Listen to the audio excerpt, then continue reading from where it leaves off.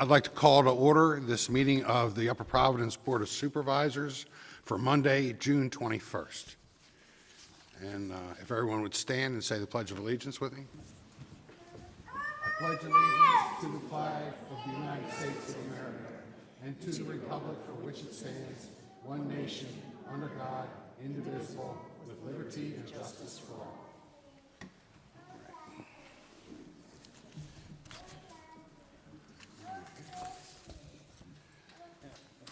Well, this evening, one of our first task is to honor Chief Toomey on his retirement from law enforcement after 44 years and after 7 very fruitful years as the executive leader here, the chief of police in Upper Providence Township.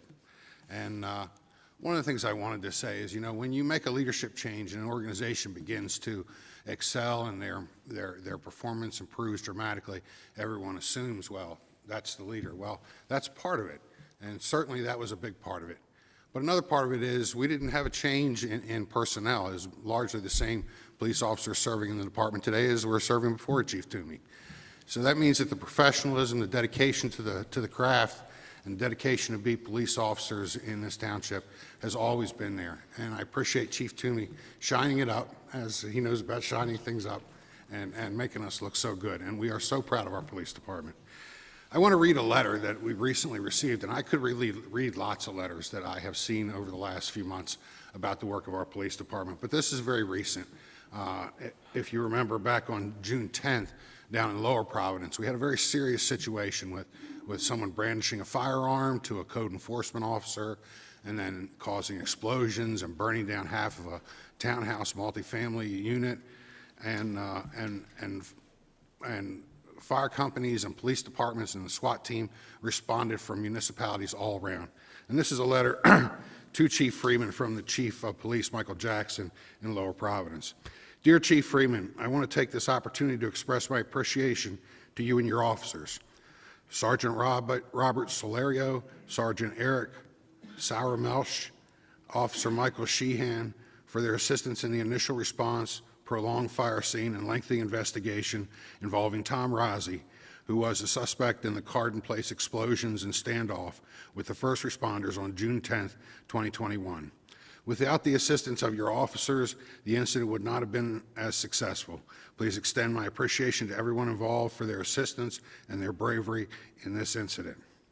The spirit of professional cooperation and collaboration that was demonstrated by your officers is commendable and speaks volumes to the caliber and professionalism of your department. In the future, if I or any member of the Lower Providence Township Police Department may be of assistance to your department, please do not hesitate to contact me directly. Sincerely, Michael Jackson, Chief of Police. And this is the kind of thing, on that particular day, I was working in the garden and daydreaming about my nephew's graduation and graduation party the next day. I wasn't thinking about explosions and firearms, but our officers, both police officers and our firefighters, and I have an identical letter to our fire chief, pretty much have to be prepared all the time, trained and ready to go at a moment's notice to protect our community. And that's part of the work that Chief Toomey did. And we have a plaque for him, and we're going to do some other things. It's police night here again. So.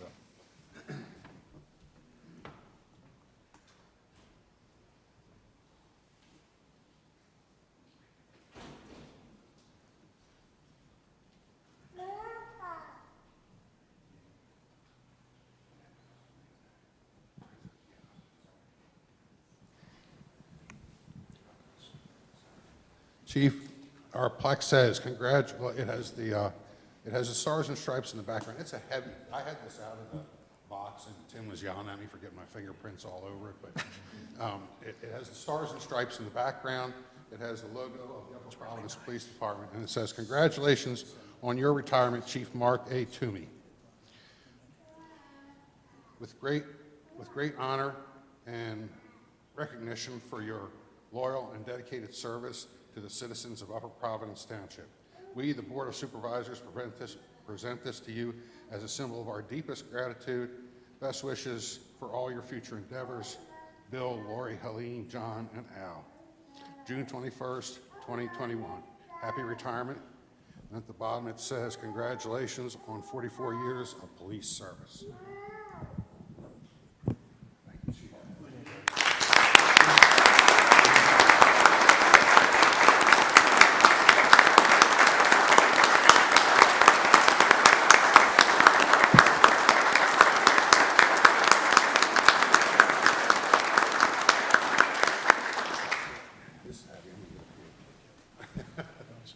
Yeah, absolutely. Go ahead. I'll hold it. I just want to thank the board for this acknowledgement. I appreciate it very much. Over 44 years of law enforcement, I've had Patty by my side, and she's been, a stalwart of support for me as I've gone through the various phases of my career. Coming here was one of the greatest highlights of my career because I really enjoyed working with everybody in this department, from the Board of Supervisors to the Township Manager, to the men and women who made up the staff and the officers of the department. It was really a privilege to be in their company and to work with them. I appreciated everything they did. And with me the whole way, I had my second in command, which was now Chief Freeman. And I am just so delighted that he's the chief here because he's worked very hard to get to this position. He supported me. He was loyal. He worked hard. And he's a very smart, sharp guy. And he's going to be a great chief here in Upper Providence Township. So thank you very much for this honor. Appreciate it. Thank you, Chief.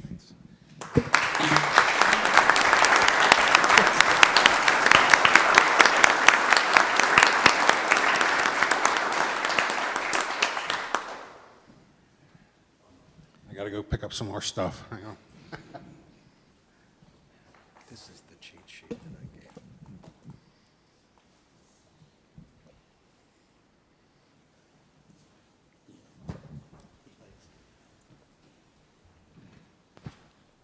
Last month, we swore in Chief Freeman as our new chief of police, and now we're going to swear in our new lieutenant, his second command. You want to come down, Chief? Come on down.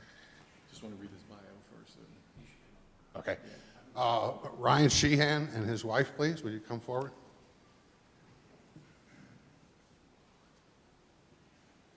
You girls can come up too, if you want to.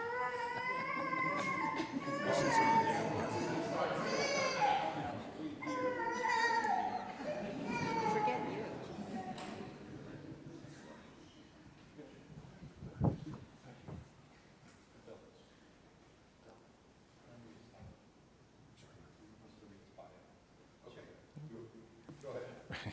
Thank you, Mr. Chairman. I'd just like to kind of introduce Sergeant Sheehan to everyone here. And he's been an amazing officer in his 10-year career with Upper Providence. And I just wanted to let you know that a little bit about him, actually. Ryan was born and grew up in the Reading area, where he graduated from the Reading Central Catholic High School. After high school, Ryan attended and graduated from the Westchester University in 2009 with a bachelor's degree in criminal justice. He then took the initiative to put himself through the Delaware County Municipal Police Academy and graduated with his Act 120 certification in November of 2010. Ryan began his police career as a patrolman for the Westchester University Police Department in February of 2011, and he worked there until we were lucky enough to snatch him up, and he's been here in October of that same year. As an officer here in Upper Providence, Ryan has served as a member of the Montgomery County District Attorney's Municipal Drug Task Force. He's on our bicycle patrol unit. He is a firearms instructor. He is a field training officer for new officers as well. Additionally, from 2015 until this past month, Ryan has served as an operator for the Montgomery County SWAT West team. Ryan was promoted to the rank of patrol sergeant in 2017 and assumed the role of the coordinator for our field training program for the new officers. During his tenure with Upper Providence, Ryan has earned multiple commendations for life-saving actions and numerous compliments from the community members who have written the police department expressing their gratitude for his service. In 2013, Ryan and 3 other members of the police department received an award from the FBI for locating and apprehending 3 actors who fled after committing an armed robbery in Limerick Township. Additionally, Ryan has also earned several commendations for his involvement in the safe and successful resolution of serious incidents, both with the SWAT team and on patrol. In 2019, Ryan began pursuing a master's degree at Arizona State University as part of their online Master of Arts in Criminal Justice. He graduated with his master's in the fall of 2020 with a 4.0 GPA. Recently, Ryan was the recipient of the FBI LEADA Trilogy Award. This award is given to officers who have completed the FBI LEADA Supervisory, Command, and Executive Leadership Institute classes. Ryan is joined here tonight by his wife, Amanda, their two daughters, Addison and Maggie, his parents, David and Carolyn, Sheehan, and other family members as well. And I believe, Mr. Chairman, you will do the honors for the oath. Thank you, Chief Freeman. Now I'll administer the oath of office. If you would raise your right hand, Sergeant Sheehan. I, Ryan Sheehan, I, Ryan Sheehan, having been duly appointed to the position of Lieutenant of Upper Providence Township Police, having been duly appointed to the position of Lieutenant of the Upper Providence Township Police, do solemnly swear that I will support, that I solemnly swear that I will support, obey, and defend obey, and defend the Constitution of the United States of America, the Constitution of the United States of America, the Constitution and laws of the Commonwealth of Pennsylvania, the Constitution and laws of the Commonwealth of Pennsylvania, the ordinances of Upper Providence Township, the ordinances of Providence Township, and that I will perform and discharge the duties of my position as Police Lieutenant with fidelity. and that I will perform and discharge the duties of Police Lieutenant with fidelity. That's it. Congratulations. Thank you.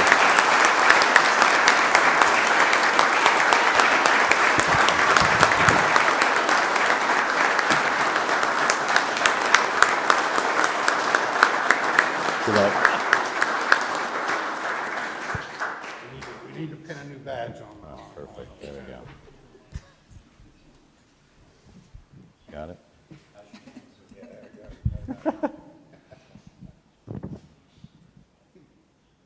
Did practice this.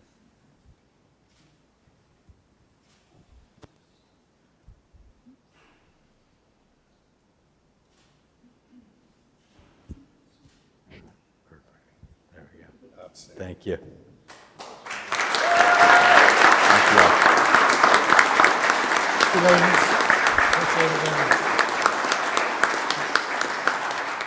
Thank you. Thank you.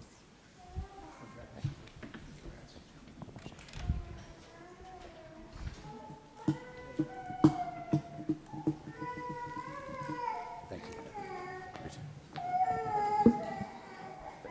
Appreciate it. Appreciate it. Thank you.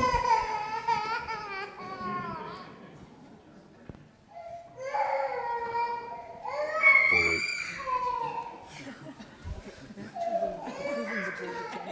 Yes, we're going to do that. Okay.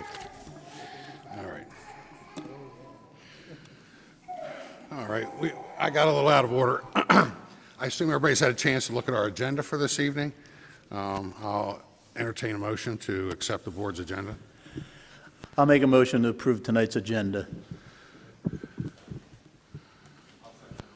I'll second the motion. All right, I have a motion and a second to approve tonight's agenda. All in favor, say aye. Aye. Any opposed? All right. And we've done our ceremony. With the Oh, video. we have part three. Everybody's leaving, but there's a video. There's a Yeah, video. there's a video. There's a In case somebody video. wants to watch it. Here we go. Sorry about that, guys. Bring them back in. No more of me. In high school, I had this idea that I wanted to become a chef. One day, while working in a restaurant, one of the waitresses ran into the kitchen and said, "Do you know anyone that knows CPR? Or does anyone in the kitchen know CPR?" And the answer was no. We were in our, early 20s. No one really knew anything about that. Curiosity got the better of me, and I went out to the dining room, and I saw an elderly gentleman. He was lying on the ground, and they thought it might have been a heart attack. So while there were a lot of people that were there that were upset and kind of anxious about the whole scenario, including myself, in walks two police officers.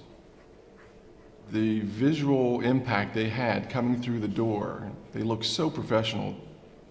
They just were so calm, and they just knew what to do. Over the next few weeks and months, I just couldn't get that image out of my head. So I went to my father and I told him, I said, "I think I might try this law enforcement job." I told him it would cost $2,500. And he kind of got deflated a little bit because he didn't have the money. We were never rich growing up. It was either feast or famine most of the time.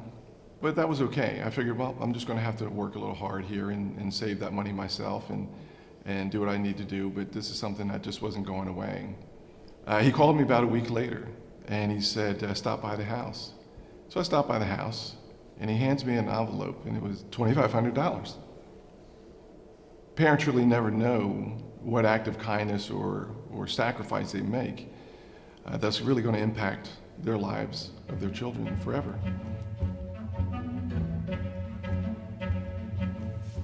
My name is Lieutenant Ulysses Freeman, soon to be Chief Freeman. I got the call from Upper Providence in December of 1991. Freeman started in 91, I started in 92. When I started in 1994, he was a patrolman, juvenile officer. Essentially, I was responsible to investigate any and all juvenile activity, whether they were the suspect of a crime or the victim of a crime. I then went to DARE training. I don't know if you remember DARE. So after DARE, I decided that I wanted kind of a new adventure in police work, so I joined the SWAT team. It was definitely a highlight of my career. During that time, we got to travel to California and train with the Special Enforcement Bureau, which is the LA Sheriff's Department SWAT team, which is a full-time team. Got to travel to England to train with one of their SWAT teams. Anything we learned when we traveled abroad like that or across the country, we would always bring back and share the information with the rest of the team to see if there's any techniques or tactics that we could use that they were using that were successful. He's the type of guy who shares his knowledge. He believes that it's his job to teach the people under him to replace him, and he's done an excellent job. There was a lot of things we were able to bounce off each other as we matured through the department, learned our experience. We were able to understand where we needed to be as supervisors and leaders in the department. So after the SWAT team, I decided that I wanted to go back to school. I've seen how hard he's worked. I've seen him put himself through school, get a master's degree, go to the FBI National Academy. Throughout the years, I got promoted to corporal and then sergeant. When Chief Toomey came on board, I got promoted to lieutenant. When I came to this department, Lieutenant Freeman was a sergeant, and I quickly came to realize his abilities. And in July of the first year that I was here, promoted and appointed Lieutenant Freeman to the position of lieutenant. And he's been my second command ever since. The way he mentored me and really brought me along is something that will last with me forever and something I plan on doing for the next lieutenant once I'm promoted to chief. I've been advocating for Lieutenant Freeman to be the chief after me for a long time. I just recognize his ability is on par, if not greater than most. He has all the tools to do this job. He will be an outstanding police chief, I can assure you. This is an excellent step forward for the department, for the township, for the community. He's going to be the sort of the captain of the ship and steer us in the right direction. I know that he's a dedicated believer, like most modern chiefs, in following the 21st century policing plan, supporting those pillars, working on diversity, retention of officers, training.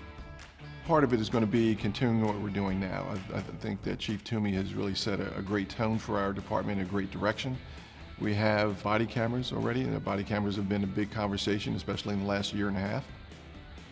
We've had in-car cameras for a long time, but clearly police work is really organic. It always has been, but it truly is organic now, and it's changing rapidly. So we really need to continue to focus on what those changes are to ensure that we are where we should be in all of these categories that are controversial at the moment. He's really focused on bringing relevant and realistic training to the entire department.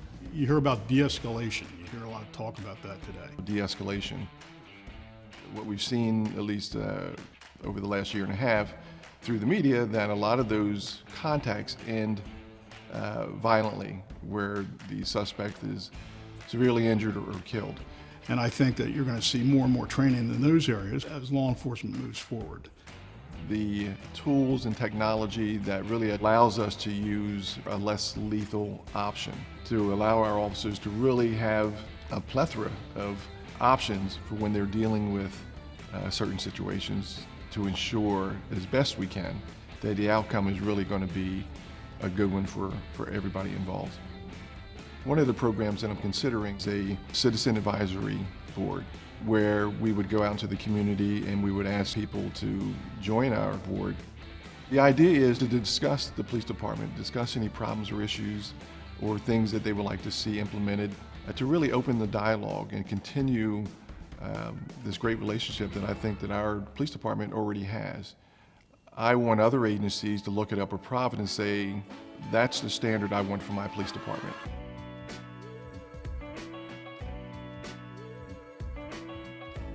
I'm going to ask you to raise your right hand and place your left hand on the Bible.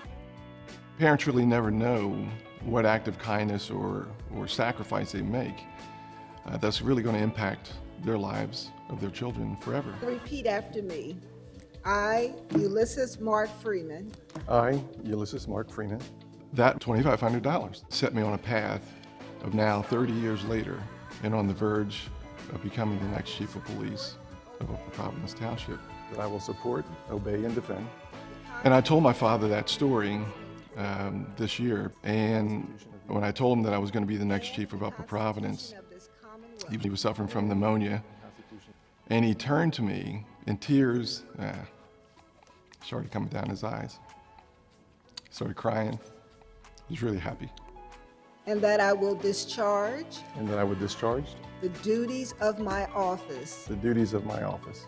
I was just very happy that I was able to at least share the news with him. Congratulations. Thank you. Thank you.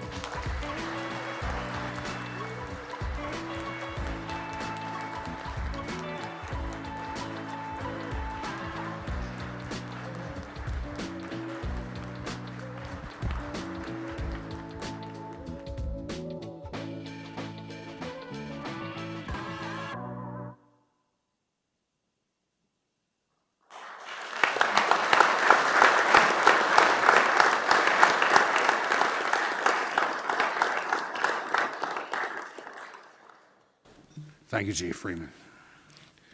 All right.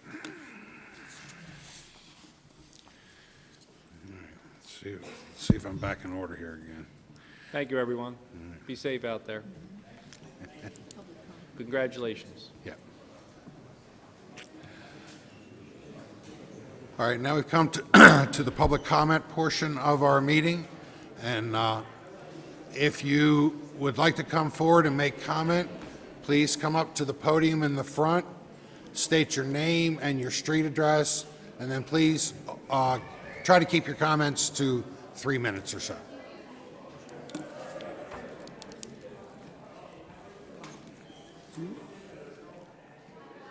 Yeah, you might wait for them to. Want to wait for that?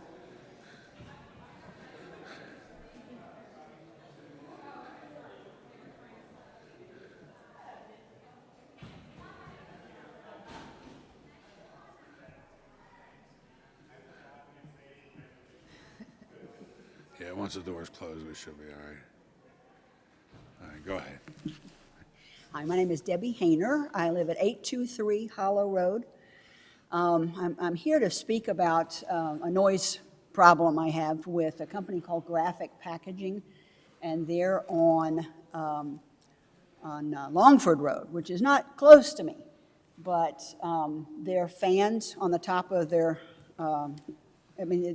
it goes constantly, their packaging goes constantly, but the fans on the top of one of their buildings emit this extremely annoying sound. It's kind of a constantly. It can go all day and all night. It goes through my walls, through my windows, through earplugs. I'm trying to do everything I can.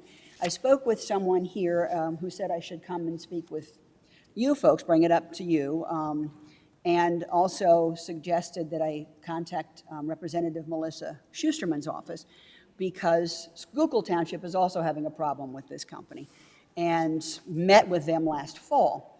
when I spoke with the Chief of Staff at Representative Schusterman's office, he said, I know exactly who you're talking about. We've been there before. So he had given me the name and email of their community relations person. And so I emailed him, heard nothing. This Chief of Staff has been in contact with him. Now, supposedly was supposed to contact me. Nothing's ever happened. I've been at this about 3 months now, and because it took me a while to figure out where it was coming from, I'm so far away. But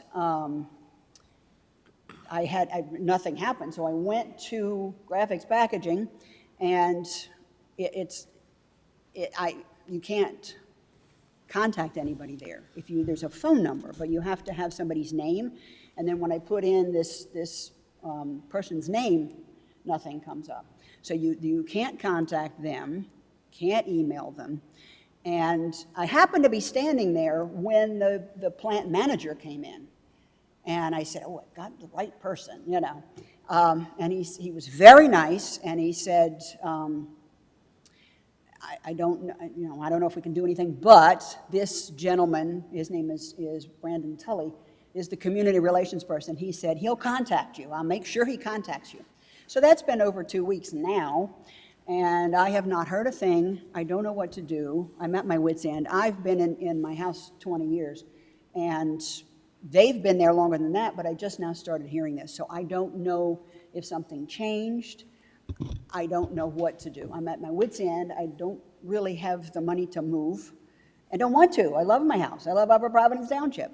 So it was suggested that I come as maybe you folks can do something. I don't know. Mrs. Hayner? Yes. Can I ask you a question? Who did you speak to here that sent you here? Because it's on. Because it's great, you're welcome here at any time, but we have staff here. Who did you talk to that said, come to a meeting? Okay, well, okay, thank you. Well, we have staff, and ultimately, we would hope that the staff would work on these issues and then contact us. For you to take 3 months, right? You're saying it's been a few months? Yeah. That's way too long. We can contact, we can go bang on their door, we can send some of these fine police officers. So first of all, I apologize for it taking 3 months, because that's wrong. If there's an issue there, that's literally a few days. We have code enforcement people, we have our engineers, we have enough people that you didn't need to wait 3 months to come to us. So is there a contact who's going to call her on tomorrow, please? If you filed a service request, we have your number. We'll be in touch. Okay. Okay. Yeah, I Promise actually you. spoke with Sergeant Solorio today. All right. And if you don't get a call, who said if you don't get a call, email me tomorrow. Al Vagnozzi. You email me. Okay. Tomorrow. But I'm sure you will. Okay. Is that fair? That would be And great. not saying that there's much we could do. Right. We're going to find out. We're going to get an answer one way or another. I've heard the fans. I ride my bike down there, and I do hear the fans. So, yeah, I hear you. Maybe somebody needs to put some will on something. Something. Or maybe they need new fans. Maybe. Well, that building's old. I don't know if they're building, I think they're building a new building anyway, but. The manager there said that something was under construction. Yeah, so they're probably letting that place fall apart. But either way, please, I'm sure you'll get a call tomorrow, okay? Be wonderful. Awesome. I'm kind of at my wit's end. Thank you. Thank All you right. so much. Thank you. Thanks for listening. Ms. Hayner, what was your address again? Didn't you send, Address is 823. 823 Hollow, okay. didn't you send us an email a while ago? Wow, it's been a while. It was a while ago. Just so you know, that email didn't go unnoticed. I drove from the factory that you're talking about to your house, and I said, my God, that's a mile away. It's a long way. It's crazy. And I think it's, if you go to Graphic Packaging, there's an old railroad track there. Yes. Go down underneath, below that, you can't hear it. You can hear the sound of the packaging plant, but not the whine of the. Yeah, the day that I happened to go by, I couldn't hear it. I'm not saying that it wasn't there, but the day that I went by, I couldn't hear it. Of course, I can't hear anything anyway. I have hearing aids, and it's like, so when I go to bed at nighttime, these things come out, and I sleep like a baby. It's like, That's not a bad thing. I know. We'll Not a bit. look I in- wish I didn't hear so well. There you go, there's the conclusion. It's, yeah. Ms. Hayner, are you uphill from graphic packaging? I think a little bit. A little bit. I'm not on top of Hollow. I'm down Hollow, real close to Egypt. So it just carries. The acoustics are interesting. Yeah, and I think probably people that are closer to it don't hear the whine.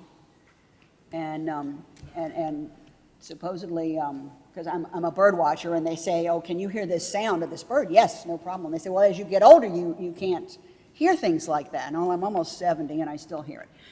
So I can still hear graphic packaging, unfortunately. So I don't know that they're probably not out of code, but I don't know if We'll there's get you some, an or an- at we'll least get you an an- somebody talk to me. We'll get you an answer. Thank you so much. All right. Mr. Chair, I just wanted, just for a backdrop, we did have a meeting, if you recall, Mr. Starling, with Melissa Yeah, those Schuster, are and we people- had a roundtable discussion with the officials, and the way we had left it, the Representative Schusterman did tell us, since we have problems in Schuylkill Township, that her office had asked that we forward complaints, those to her chief of staff. So I just wanted you to know that's what we were requested to do by the representative at the time. You know, but Right. here's, if I may, I just don't get that. It's our township. You know, I'm not going to debate it here, but it's our town, it's not the representative's town. It's our town. I got voted to take care of these problems. So I don't want to push that off, and I apologize for that. Okay, We and did. I We had pushed heard it that, off. so I contacted Representative Schusterman, and the Chief of Staff, Tyler, there was very nice. And I've been talking to him for months, and he talked to this person at Graphic Packaging, and I just wrote him a letter, because I can't contact anybody there, and they won't contact me. If you would like to have a copy of the letter, I'm happy to give it to you. So, like I said, I don't know if there's anything that can be done, or just... Tyler's been very nice at Representative Schusterman, so, and done what he can do. And the manager of the company said, I'll make sure this fellow calls you. Nothing. So I don't know, I really don't want to move out of the township. No, and this is actually the first that I've heard of people in our township hearing this noise. I went down there when I was getting complaints from Schuylkill, but I didn't try a mile away, but, you know, I drove the roads all around there where you can, and I could not hear it, so, but. I suspect because it's. So if I you think it see travels. a maroon Honda Pilot in front of your house tomorrow, Okay. sitting there with the window. And it's interesting, too, you've been there 20 years, and is it just the last year, or like, okay, just Yeah. last year? Okay. Just in the last year, and, I don't think, because they've been there longer than that. Yeah. I know So they I have don't been doing know. some remodeling and some rework down there. I thought it was supposed They to are get doing some- quieter, though, not louder. They recently did some major renovations down Yes. there inside. I don't know what they did, but I know that they did some major renovations, and Yeah. maybe that had something to do with the increased noise that you're possibly hearing. Maybe. So- It's like water torture. Yeah. Just constant. And I'm trying to play white noise at night, and so I can sleep, and it comes through the walls. So it's just incredibly annoying. So Okay, I'm like, thank you. so I appreciate your listening. I don't know if there's anything we can do, but maybe I can at least get an answer from those people there. Yeah. But thank you. Thank you. All right, thank you. All right, do we have anyone else in the room that wants to make public comment tonight? All right, do we have anyone on Zoom, Nate? No, we're good, Bill. Nobody has a question on Zoom. Okay, all right. Well, then we'll move on. There was an executive session report. We've had no executive sessions to report on. Approval of the bill list. I assume everybody's had a chance to have a look at the bill list. I'll entertain a motion. I'll make a motion to approve the bill list from May 11th to June 17th of 2021 in the amount of $1,688,353.06. I'll second that. All right, I have a motion and a second to approve the bill list, the period May 11th through June 17th, 2021. I'm not going to read the number again. All in favor, say aye. Aye. All opposed? All right, the motion carries. Thank you. We have two sets of minutes that were published in our packet, one for the last regular meeting and one for our workshop. If anybody has any questions or corrections to those? If not, I'll entertain a motion, and you can put them both in the same motion if you'd like. I'll do that. I'll make a motion to approve the board's May 17th, 2021 regular meeting minutes. And also, I'd like to make a motion to approve the board's June 7th, 2021 workshop meeting minutes. I'll second. All right. I have a motion and a second to approve the meeting minutes from our regular meeting, May 17, 2021, and our workshop, June 7, 2021. All in favor, say aye. Aye. Any opposed? The motion carries. Thank you. All right, we have no public hearing tonight, and now we'll get on to old business. And number 4, consider accepting dedications for open space, right-of-way, and Edge Hill Lane, and easements for sanitary sewer, drainage, and emergency access from the Bentley at Edge Hill Associates Limited Partners for the Edge Hill residential community. If anybody wants to speak to that? This is a development that predates most of us sitting up here. I think they started in 2006 or 2007. It was fully built out sometime around 2011 or 12. Developers just gotten around to offering for dedication certain improvements that they were obligated to by the plan set. You have a recommendation letter from Bill Dingman dated May 26, 2021, recommending the township accept dedication of that open space and various public improvements. Okay. This is on the corner of Hollow and It's right near Black Rock? Hollow Up and Black Rock Road, Yeah. yes, John. Okay. Does that increase our plowing, or have we been plowing it all along? It will increase our plowing. That's all right, we have to. All right, if the township engineer signed off, I'll be happy to entertain a motion.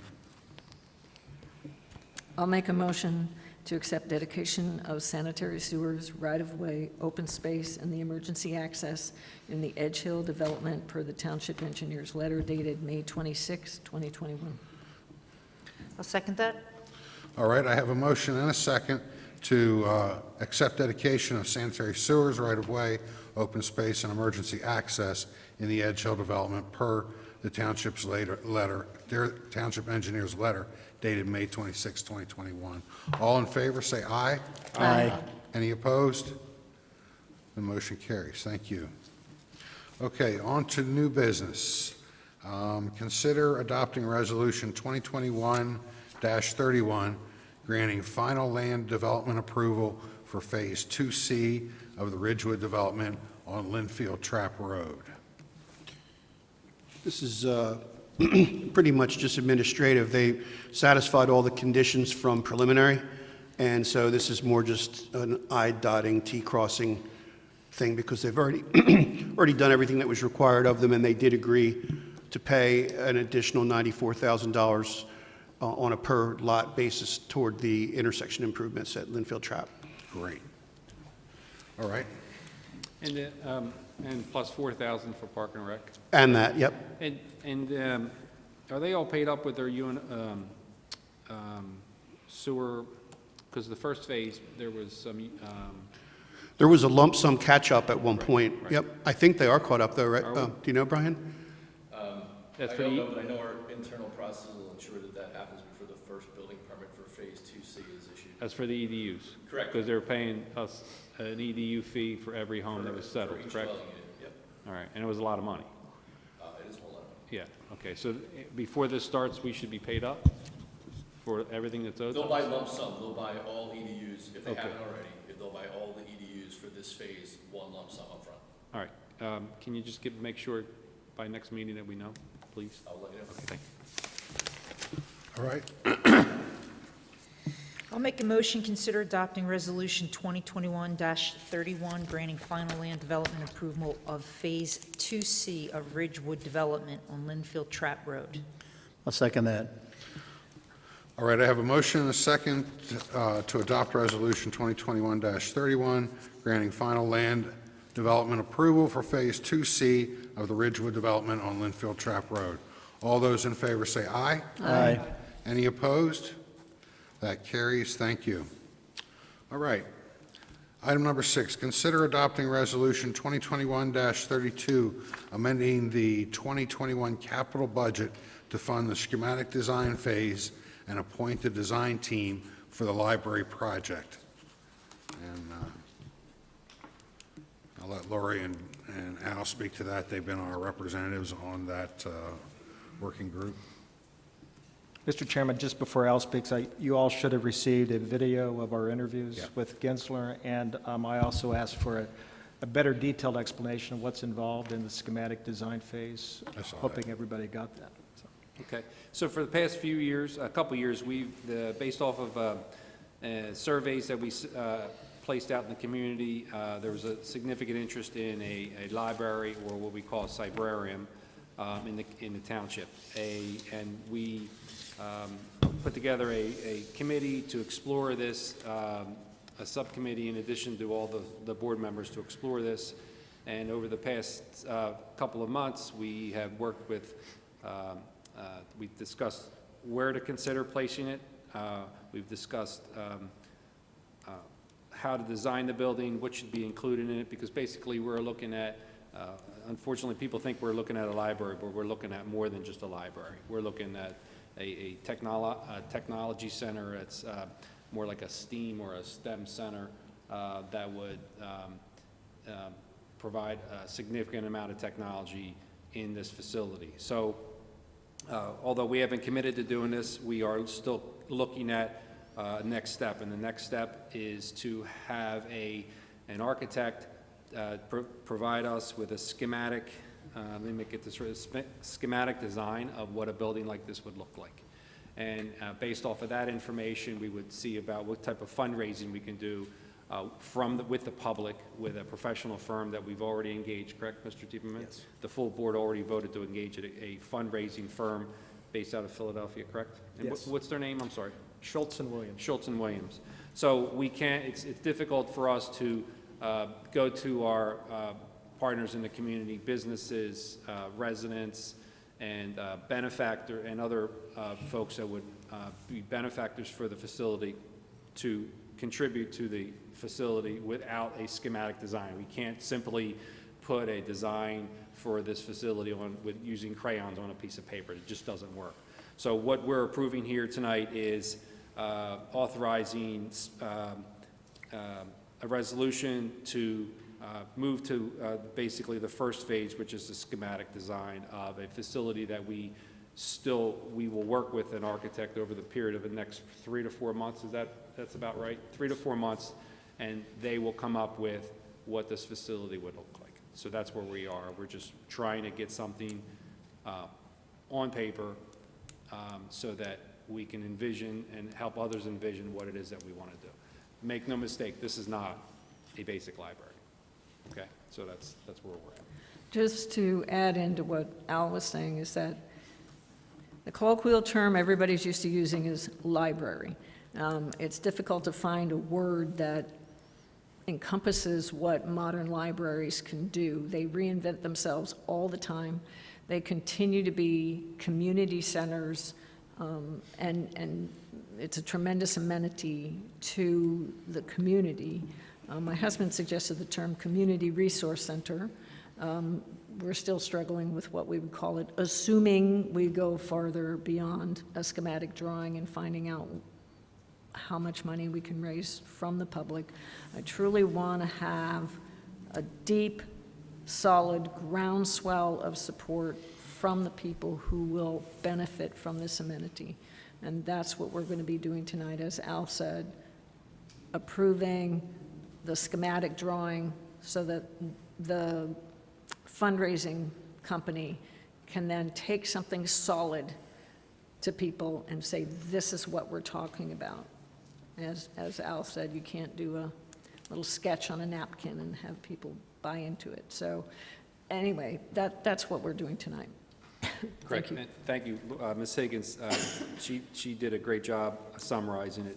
I've been on this board for 6 years, and we As a five-member board, I don't remember anything that, in the 6 years I've been on the board, that we have actually methodically discussed and talked about. We've had multiple workshop meetings. We've had community groups in here. We've talked about a facility like this. And when we met with the final architect that we chose to give us the schematic design, they're a world-renowned architect that is extremely excited to work on something like this for us, because what we're asking them to build, there may be one or two facilities like this around the country. So again, it's not a conventional library, but we're excited to explore the next step in this process. And just, if I could add one thing, there was a debate on which site to put it, and I think Correct. there was unanimous decision to put it across Correct, the street. and we did explore multiple locations. One was a location on this side of the township building, actually adjacent to 422, but ultimately, I believe we're deciding to place it next to where we're building our emergency services building, because when we, for a number of reasons, it's more bucolic. The firehouse or emergency services building, when we engineered that, we placed extra facilities over there because there's 27 acres at that site, and there's plenty of room for this, a facility like this or any other facility. So the utilities are over there, the infrastructure is already over there, so that we will have cost savings placing it over there because the infrastructure exists. So that's one of the reasons we chose that. All right, any other questions or discussion? I'll entertain a motion.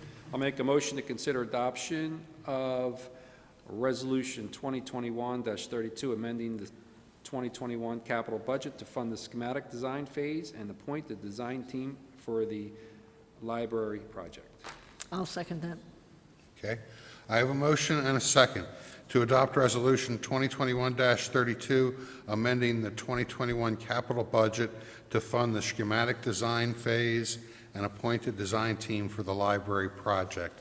All in favor say aye. Aye. All opposed say no. No. No. I will call the roll. Supervisor Kelsey, No. Supervisor Higgins, Yes. Supervisor Pearson, No. Supervisor Vagnozzi, Yes. and I will vote yes. I would, excuse me, Mr. Chairman. Sure. I apologize for interrupting you. I just want people to know why I'm voting no on this. We have a study that's being done right now, PFM. They're going to tell us what we can afford. We don't know whether we can afford this or not. I'm not going down this road. I'm not spending any more money on this. This is a major project. If I find out that the residents of this municipality are behind this, I'll be happy to support it. But until that time, I will vote no on this. I don't want to put this on the back. I know that we're looking to hire this firm for us to get money, for them to solicit money for this particular project, but they will not get all the money that's needed to fund this thing, and the rest of it will be on the backs of the residents. We're not just looking at a $15 million building. By the time it's all done, we're probably looking at closer to $20 million. And I'd like to know that I have the residents' permission to go ahead and do this. Okay. And and I do want to say, and I concur on those thoughts with cost, and I wish the order was different. So we're waiting for the PFM study, which will be fall, and that'll tell us a little bit better about how well we are as a township and how much money we can possibly afford for a project like this. And then there's the other study that's going to tell us how much our businesses can possibly put into this project. We don't have those numbers, so I feel like the order, for me at least, is not, it's a linear fashion, and this vote's coming before we have all those blocks in place. And I do feel a little tentative about spending so much money without knowing for sure that this is what residents want. Now, we talked about a survey, there was a lot of interest in the library, but I want to make sure that people understand that if they get a library, they might also get the cost of a library. And do you understand that? And if you're all on board, let's full steam ahead. But for right now, I don't think I have all the pieces Agreed. And we also don't know what it's going to cost us to maintain this. We don't know what it's going to cost us to operate this. And that's what this particular, I'm hoping that that's what this particular study is going to do for us. Give us an idea as to how much it's going to cost us to operate it. I understand that Lower Providence, it costs them over $500,000 a year. I need to know that we can handle that in our budget every year. I need some information before I go ahead and, I think it's a worthwhile cause, but not until I know that I need to have these figures in front of me, absolutely. Oh, hang on, I'm not done. All right, so like, look, you know, I have to say, I am just shocked at the vote that just took place. That, John, I know you've been against it, but that's, you know, that's fine. What was that, Al? I said, I know you've been against this for a while, but the rest of the board has been on board. And we have talked about this ad nauseum, and it's an election year, and so we're going to throw a no vote and not be in favor of this. And that's Ms. Kelsey's prerogative. I work very well. Al, please don't speak for me, Al. Well, I work Please very well with don't Ms. speak Kelsey, for but me. I got to say, I'm just very You're not disappointed. shocked. Stop being shocked. You're a grown man. You're not shocked. I'm very disappointed in the vote. Well, I'm not trying to get your approval. And stop being shocked. You're a grown man. You can't possibly be that shocked. Bottom line is PFM came to us, and from that point on, and I've always said this, even when we were talking about a library, I'm tentative about the cost. I'm tentative about the cost. Let's find out about the cost. PFM's study didn't help me settle that feeling. And I have to go by my gut, right? I'm not here to please you or anyone. I have to go by how I feel about it. And right now, I don't have all the answers. It feels unsure that we have the money to move forward. So I have to do what's right for me. So please don't speak for me. Yeah, why not? Come on up and give your name and address and make a comment. Yeah, that's fine with me, yeah. If I say so, it's appropriate.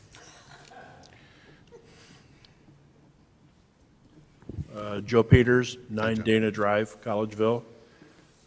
This issue has been going on now for numbers of months. As the board have met numbers of times, multiple workshops. The concept was initially, I think, very much in favor of the board. The concept of a library, or whatever you want to call it, STEM center, I don't care how you portray it. You've met many times. This seems like a chicken and an egg situation here, which I find really disturbing in the sense that we don't want to approve any kind of money to build a facility, but you've got to get started.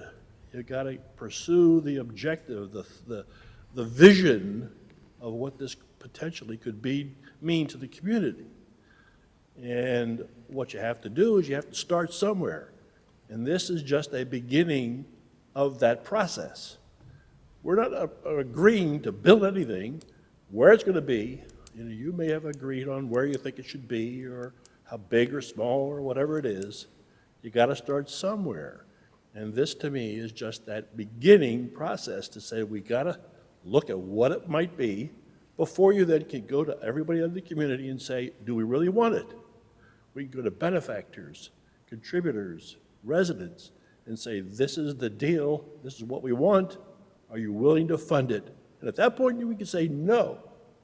But you got to start somewhere in order to achieve the vision that I think you guys have for this community. Thanks. So, Joe, if I may respond to your comment, we're looking at spending $100,000 here, okay? No, wait a minute. No, It's no, wait a minute. Let me- $225,000. How much is it, $212 for this step? let me- $212,000, not 100. It's double. $212,000, okay. So let me just say one thing, okay. We're looking at spending $200,000, okay? That's just the beginning. Once you start going down this process, okay, the next step is another $500,000, and the next step is some more money. So what I'm saying is I have a study that's due in the fall. It's not like we have to build this thing tomorrow, and maybe it's better off if we hold off another 6 months because the building materials will be coming down. Right But now, it costs we're only an talking- extra we're only- 30% to build a home these days because of construction costs and everything. You're So, only I'm talking about a concept. I don't understand. If you guys don't want to build this thing, all of you agree you don't want it. Period. Well, it's not how No, government no. works. That's not how it's, No, that's not I'm how it telling you, works. this is, if you want this kind, if you have a vision for this community, that you want this kind of a technology center, library, whatever you want to call it, then you got to start somewhere. Now. We're not against this. $200,000 is a lot of money, but either you got to start, and either you start or you cancel the whole thing and say, we're done with it. All of you agree, we don't want it. We're not I'm against done. this. We're not against this. Well, then you got to start. We're My not- perspective is you have Just, to excuse me, but just as a somewhere. point of procedure, you know. Thank you very much. Joe's been given the floor, but really, you call for all your public comment at the front. You've chosen one person, and now it's turning into a debate with that one person. So I think any further discussion should really be limited to you among the board. Okay. Thank you, Joe. All right.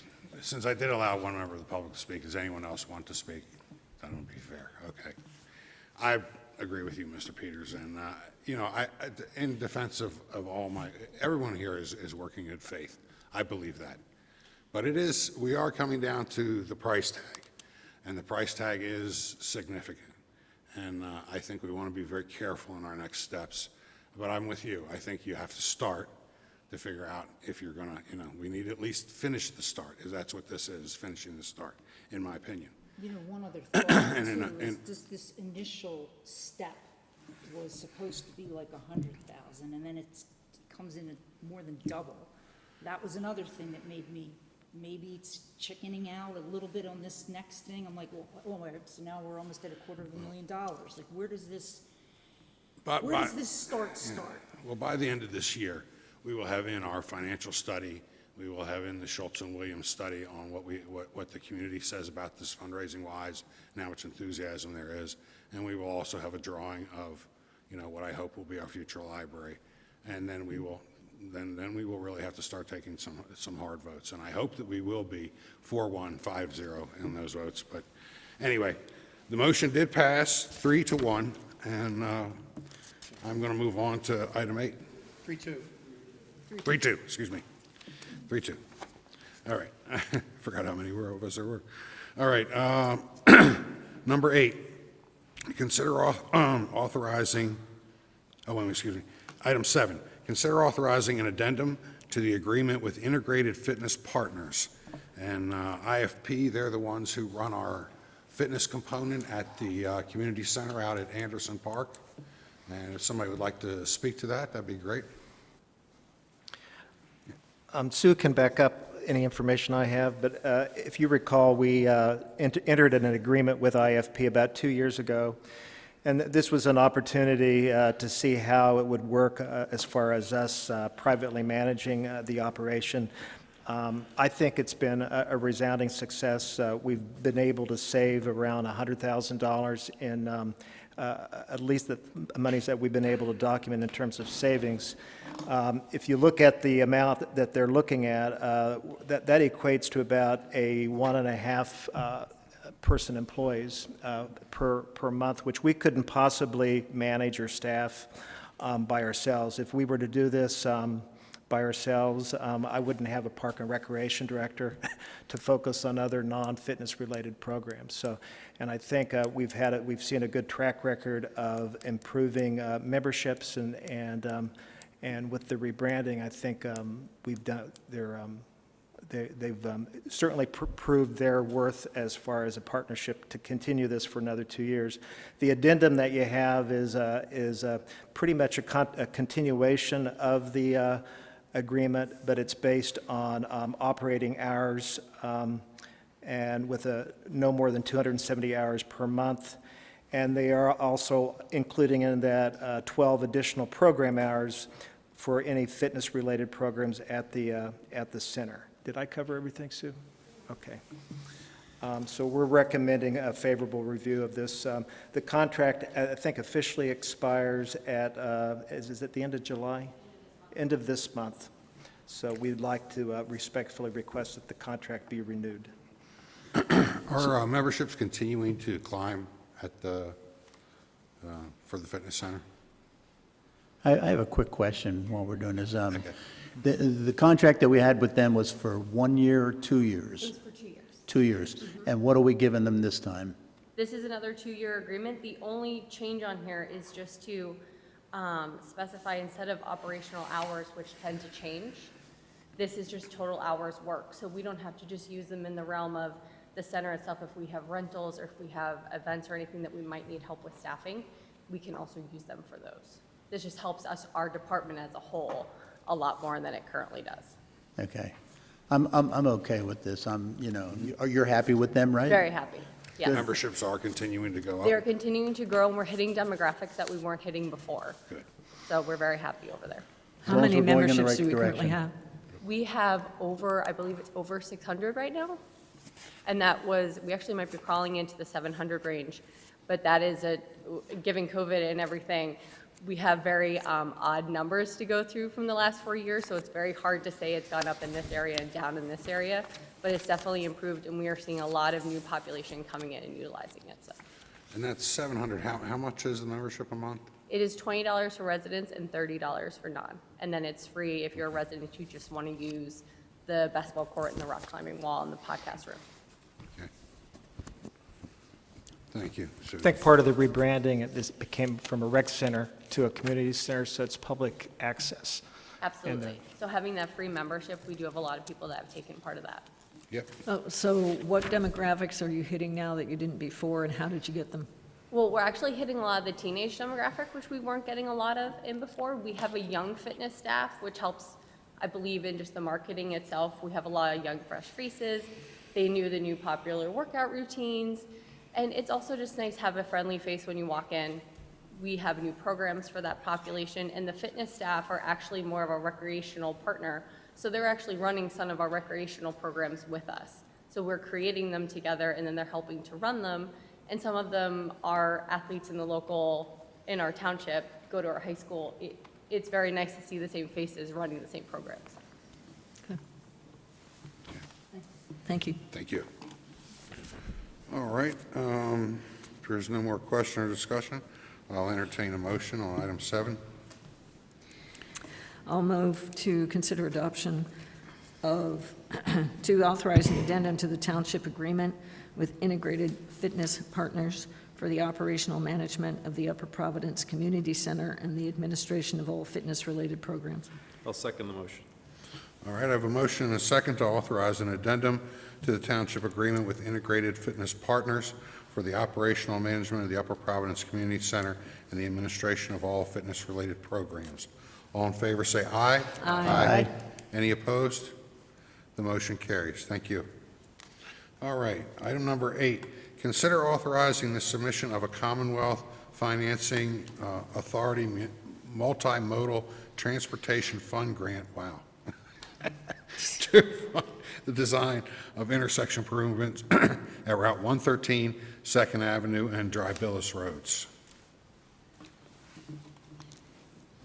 Go ahead. Hi. Hi.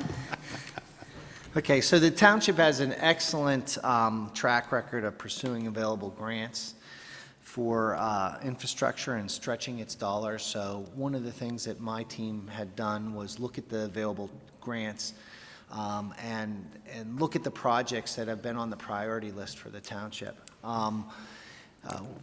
This kind of combines 8 and 9, and we recently met with staff here to discuss these things and put the memo together that was in your packets. Just to explain it in brief detail, the intersection of Drabelbis, Route 113 and 2nd Avenue was identified in the capital improvement program from the Act 209 to put a roundabout.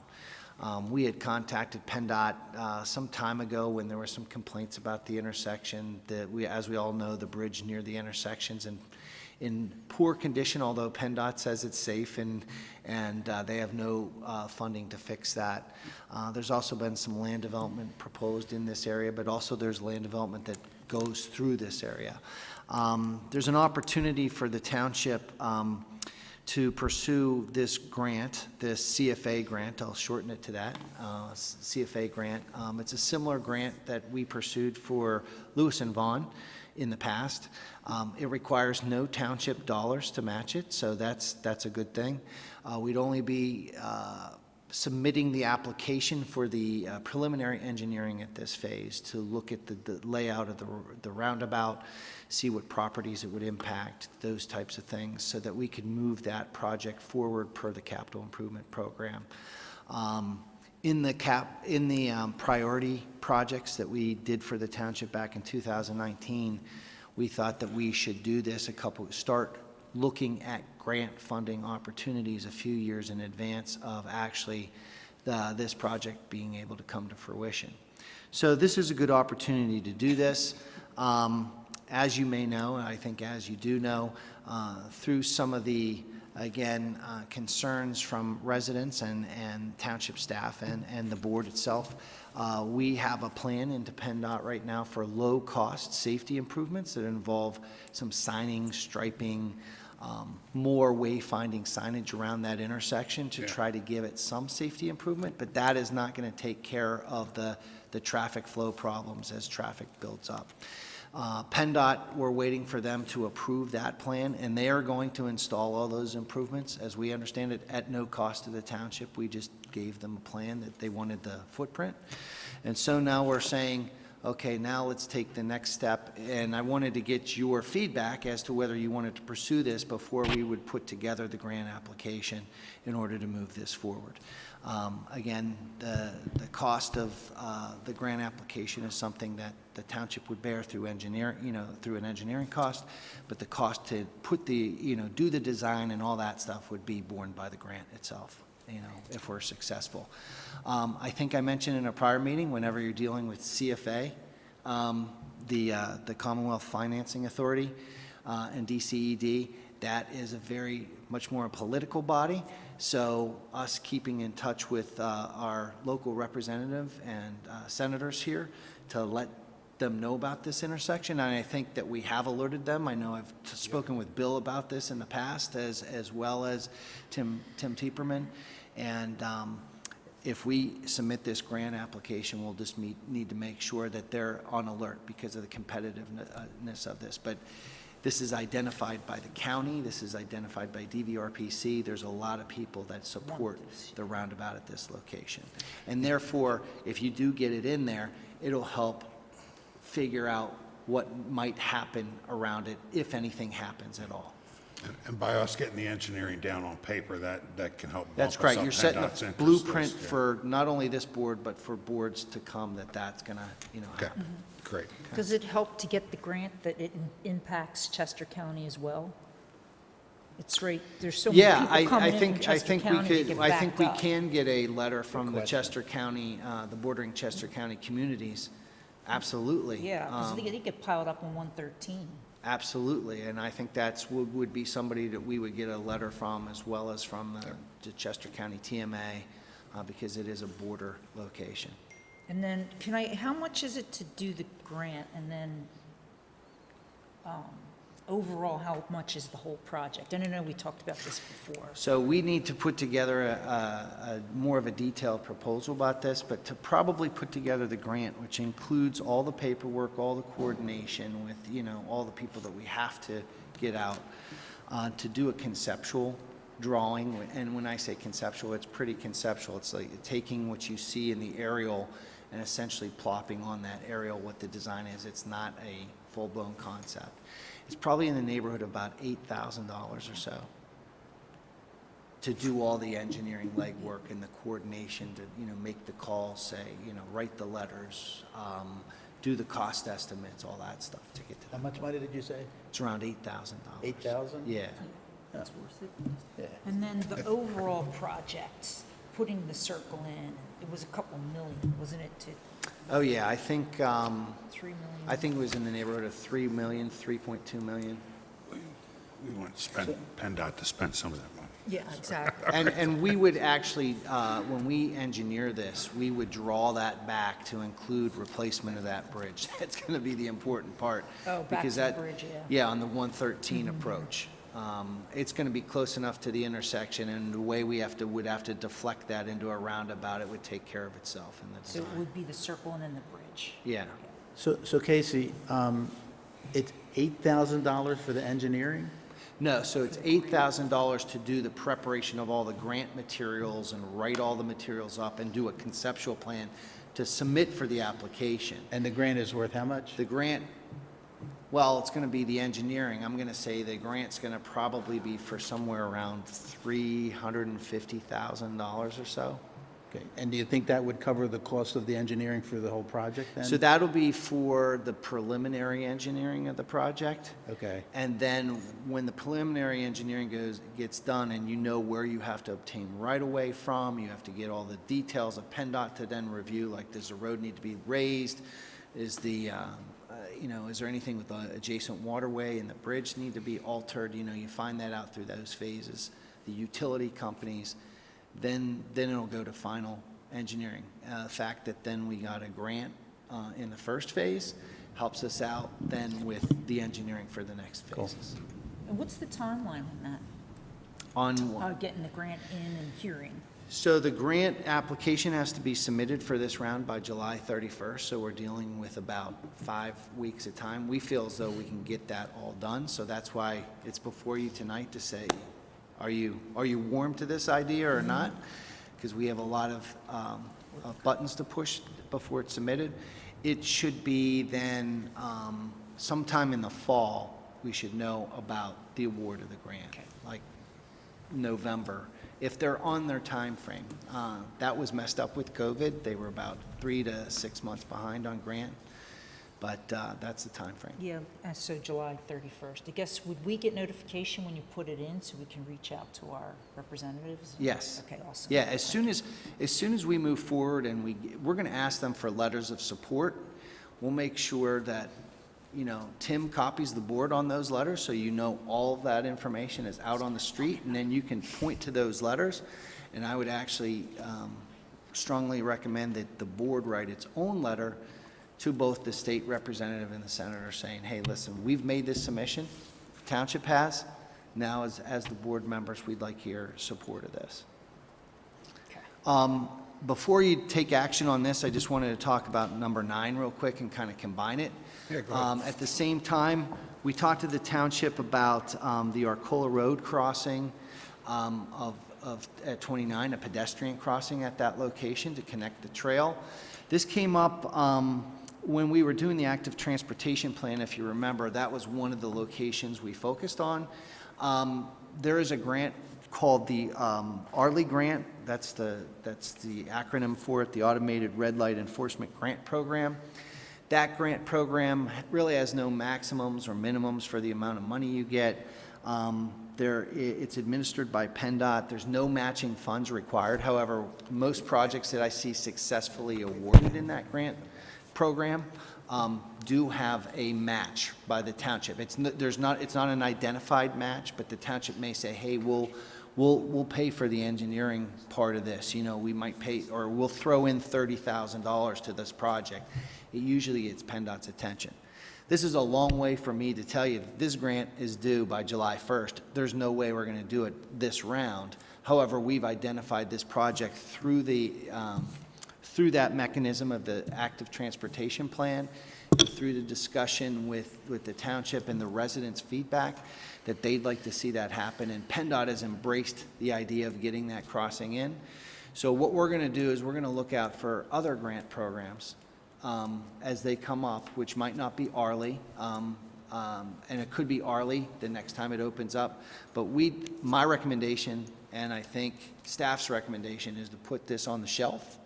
But have you guys, I wanted to present it to you guys as this was the other idea, because that'll take care of that crossing that's been long wanted at that, to get across 29. So there really is no action recommended on my part for 29 and Arcola tonight. It's really letting us know about making the CFA grant submission by the end of July for the other intersection. So we don't pass a motion for 9? Or we Yeah, do? so 9, I would suggest you table 9 Okay. until we come back. Okay. Tim, Brian, did I leave anything out? I think we had a discussion because we want to, you can't throw everything at the wall, and I think we had a choice on the, is it dribblebless? Drablebus is, Versus- that's how Lori told me to say it, Drablebus. Versus, versus I think the Lewis and Vaughn. I have heard it's pronounced Yeah. Dribble Beast. Oh, okay. Oh, no, now you changed it? We got a lot of weird names in Pennsylvania. But I think we were having a discussion on the Lewis and Vaughn Road versus this, and I think that we thought this one was more attuned to the interests. I think that's Yeah. correct. And to Helene's point, I think that we can get multiple counties support letters and multiple jurisdictions support. Okay. Okay, I'll make a motion authorizing the submission of a Commonwealth Financing Authority Multimodal Transportation Fund grant to fund the design of intersection improvements at Route 113, 2nd Avenue and Avenue. Not saying it. I'll second that motion. All right. I have a motion and a second to authorize the submission of a Commonwealth Financing Authority multimodal transportation fund grant to fund the design of an intersection improvement at 113 2nd Avenue and Drivable Roads. All in favor say aye. Aye. All opposed? That carries. Thank you. All right, and we're going to table number 9. Is that all right, Tim? All right. So if that's okay with the board, we'll table 9. So move on to number 10. Consider authorizing the solicitor to file a declaration of taking for the Ashenfelter Road Trail Project. This started out as an easement with the agreement with GSK, and they've changed up the terms on us. They're insisting that the township own the area outright, that it not be an easement. And doing it as a friendly declaration of taking is easier than subdividing. So this actually needs to be in the form of a resolution. So I'll just ask, I don't know, Cheryl, do you know would I use 34 or? So it would really be Resolution 2021-34, and what I'll type the resolution tomorrow. What it would include is the total land mass, the purpose for which it's being used, and some names and addresses. The purpose you obviously know. I don't think I have legals yet, Mike, or someone from your office. Maybe you guys have them, but I need to put in the final resolution the total acreage of the trail in the aggregate. So that's what the resolution will look like in its written form, and if you're okay with that, it's a single page, then vote on it tonight would be great as 2021-34. I'll make a motion to approve Resolution 2021-34. I'll second that. Okay. All right, I have a motion and a second to approve Resolution 2021-34 as described previously by our solicitor. All in favor say aye. Aye. All opposed? The motion carries. Thank you. And that, by them saying that they wanted us to own it outright, that means they wanted us to do the mowing and all that around? The stated concern that they had is that being a big company, they fear liability from people using the trail, making exorbitant claims against them, seeing a potential rich environment for making a claim. So that was the only reason that was stated to me. Okay. All right. Just wanted to understand. Thank you. All right. Item number 11, consider adopting Resolution 2021-33, amending the 2021 capital budget to fund the design of the Ashenfelter Road Trail Project. All right, seeing as the board expressed a desire to go forward with the Ashenfelter Trail in the last agenda item, I'd ask that you adopt Resolution 2021-33, restoring funding that was cut out of this year's capital budget due to economic concerns as we closed out last year.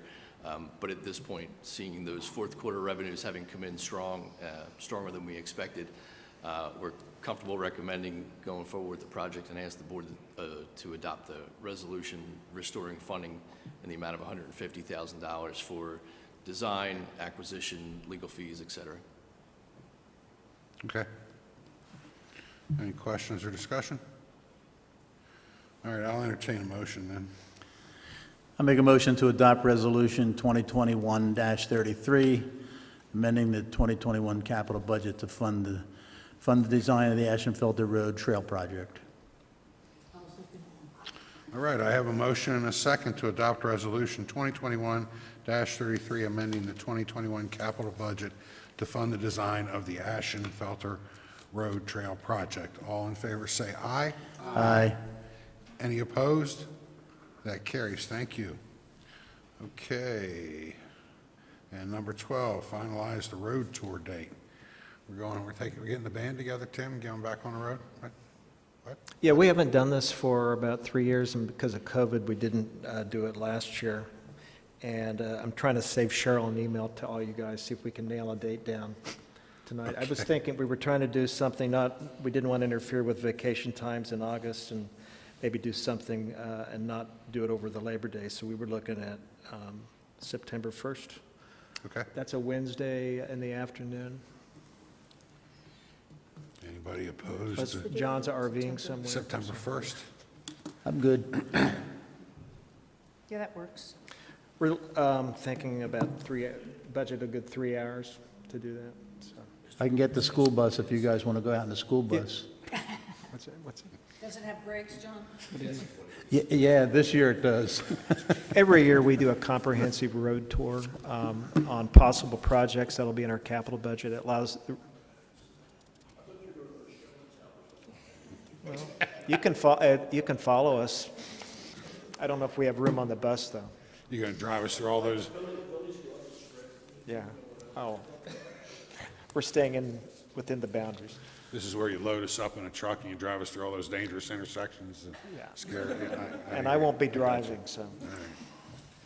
All right, guys, let's try to be here September 1st. We'll take a little road trip with Manager Tim. All right. And consultant reports, engineering and capital improvement project updates.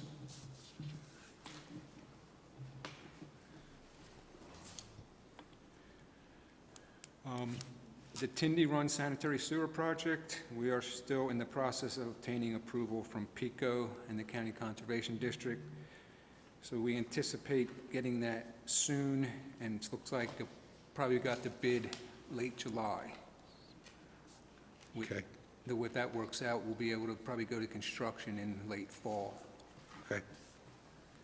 The township road projects, we are having pre-construction meetings with the contractors this week and next week, so we want to start them right away, so. All right. The Spring Mill Estates Pleasant Lane project, all the pipe is installed. I believe the township sent out notices for the residents that they can connect if they want to now. Okay. We are in the process of base repairing the roads and paving the roads. Okay. Thank you. And what about Jacobs and Walnut Street? I have, Looks like they've started. It's not you. it's not. Have you seen it, John? Have you seen it, John? They have begun work. Jacobs and Walnut? Yeah. What do you do after 7 years? I just when are they going to finish the construction? I rode by there this afternoon, and I had to sit in line with everybody else. I'm a little bit upset about that. It won't be tomorrow, I promise you that. Did you say tomorrow? No. Turn up the hearing aid. It should be, they do anticipate finishing up by the end of August. Yeah, it looks like they're progressing well. They are. Like I said, I was in traffic today going by, and I'm happy that it's going to be done before I get done my term. And I should take the opportunity to thank the fire company. They were gracious enough to offer 10 parking spaces to residents who lost their on-street parking. So thank you to representatives of the fire company for allowing our residents to park Great. down there while they were displaced. Thank you John, for we'll let doing you that. cut the ribbon, but it's Yes, we should plan on it.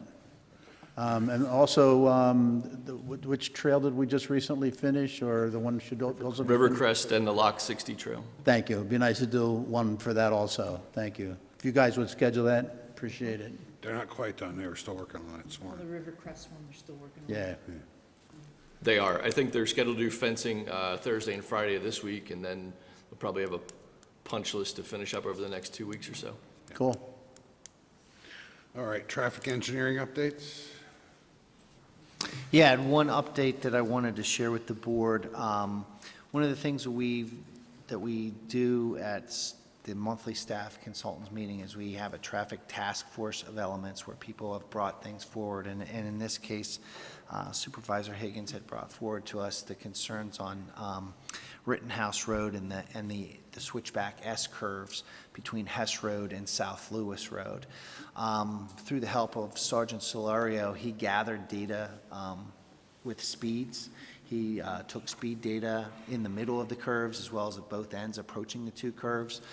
He gathered accident data for us, found that over the last 5 years there's been 16 reportable crashes in that area. 9 of them have been attributable to the curves and people coming through those curves at too fast a speed.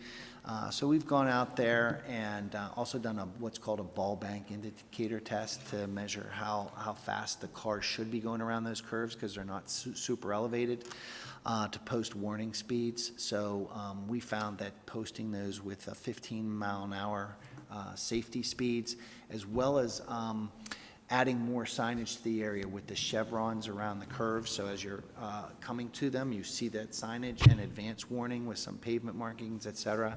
So we have a draft concept into staff and the engineer and the public works director to make sure that everybody agrees with the layout of things that we've done. And then we'll bring that back and have public works install those things. But we'll submit a memo once it's all finalized. But I just want to give everybody a status on it, and I think it's been a good project, and it revealed what we thought it would reveal, but it's given us the data we needed to say it in an engineering format so the township's protected with the liability. Thank you very much for doing that, because I know someone who feels strongly that all turns can be done at 40 miles an hour. Tell you I was going to slow down. And I've always thought that those two sharp turns should not be posted at 35. It's just like, Yeah. it's a death wish or something. It just didn't make sense to me. So I thank you very much, Casey, for taking that on and dealing with it. Yep. Thank you. And we put chevrons on Hopwood Road at the S turn, and we've had a very few, if any, cars go off the road, because we used to see them go off the road since those chevrons went in. Yeah. They've all but gone away, crashes. Yeah. And it doesn't help that the high school's down the street. When it gets out, the kids go, they fly down that road. And so hopefully with all these warning signs, it'll help prevent some of those crashes in the future. All right. Great. And do we have a report from our solicitor? Nothing further this evening. All right, thank you, Mr. President. All right, any comments from supervisors?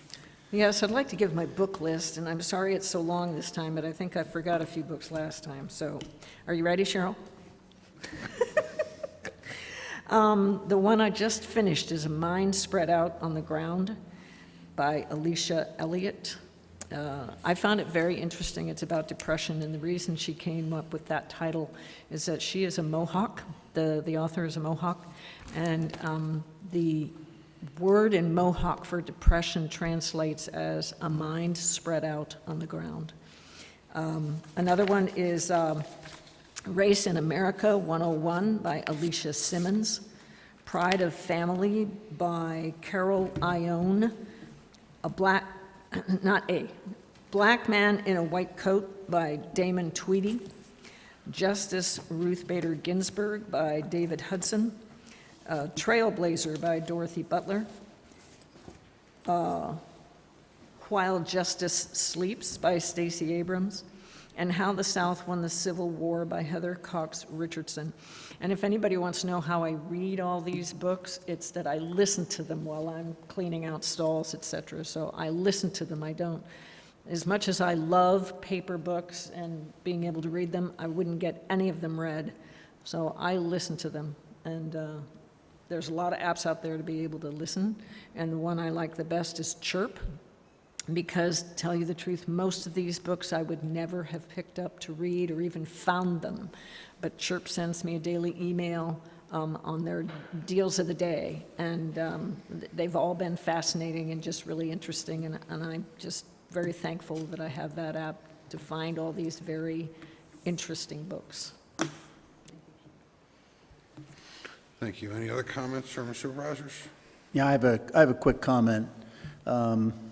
I noticed earlier this evening when we were doing these ceremonial things with Chief Toomey and Chief Freeman, all of the officers that we have here showed up here this evening, and I think that speaks volumes about the leadership that we have in this township. I mean, you know, I looked out there, and the back of this room was filled with police officers, some on duty, most of them off duty. They took the time to come up here to show their respect to our outgoing chief and our incoming chief, and I wish Chief Freeman the best of luck, and hope it's a very successful career for the rest of your time here. That's all. Thank you. Thank you, John. If there's no more comments, I'll entertain a motion to adjourn. I move to adjourn. I'll second that. All right, we are adjourned. Thank you.